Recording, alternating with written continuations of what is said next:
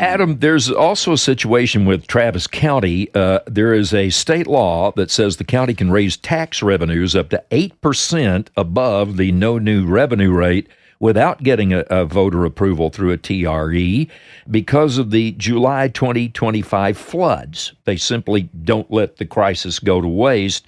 So they've published a preliminary budget based on that 8% increase in the county's property tax rate. What do you make of that? I think that's something to keep a very close eye on. I talked to a mayor of a city near Austin. He is very concerned about what's going to be unfunded mandates from the state government due to this tragic flood, where they're going to be telling counties and cities that they need to implement warning systems, which on its face is good. But as you all know, we need to ask who's going to pay for it. And so the question is going to be, is the state going to cover this stuff? Or, as we're seeing in Travis County, is the county suddenly going to say, we're going to cover all this stuff? And it's something to keep an eye on, because while we certainly need warning systems and possibly better warning systems, if it gets totally out of control with tax rates going up and a bunch of warning systems that cost tens of millions of dollars, that's going to be a conversation that the public's going to need to have as to how the money's being spent.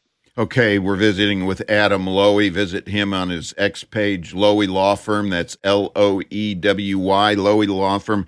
Adam, final question from me. I'm going to use you and your profession, the legal profession, attorneys in the city, as our daily focus group.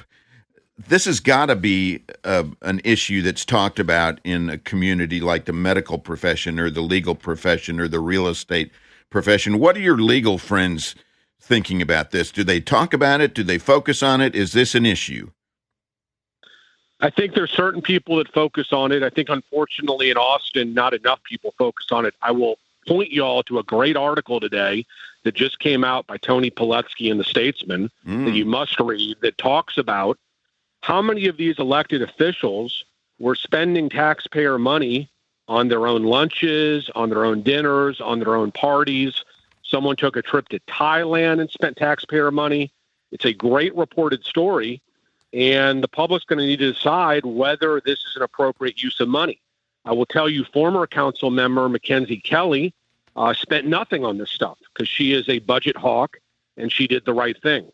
And so the question's going to be, as always, is there going to be enough news and discussion to get people in Austin interested and agitated about this stuff? Or is the story going to pass and people will go back to worrying about the national politics, which are, of course, very interesting, but the local politics are what really affect our lives, and I hope more people pay attention. All right, final question, Adam. Would it help in Austin if they took my advice and instead of a 10-1 city council went to a 5-5-1 city council, where you divide the city up into 5 districts and then 5 of the city council people represent the entire city? It would seem to me that the little kingdoms would kind of go away. Am I right? Well, that was a debate, as you all know, we had 10 years ago. I think the real problem with 10-1 or 5-5-1, whatever it is the question as to whether these people, when they get in office, can they take their own stand? As we saw during the Adler era, there was a bunch of 11-0 votes on very controversial issues. That's changed a bit, but at the end of the day, there's so much groupthink on that council that you often have unanimous or near unanimous votes. And so I candidly don't really think the system is what matters. We need elected officials who are more courageous and can stand up and say this is not right and try to convince their colleagues that there needs to be a change of course at this point. All right, we'll leave it there for time. Always a pleasure to talk to you. It's Adam Loewy of the Loewy Law Firm. And Adam, we hope you'll come back on and visit with us again soon. Thanks, guys.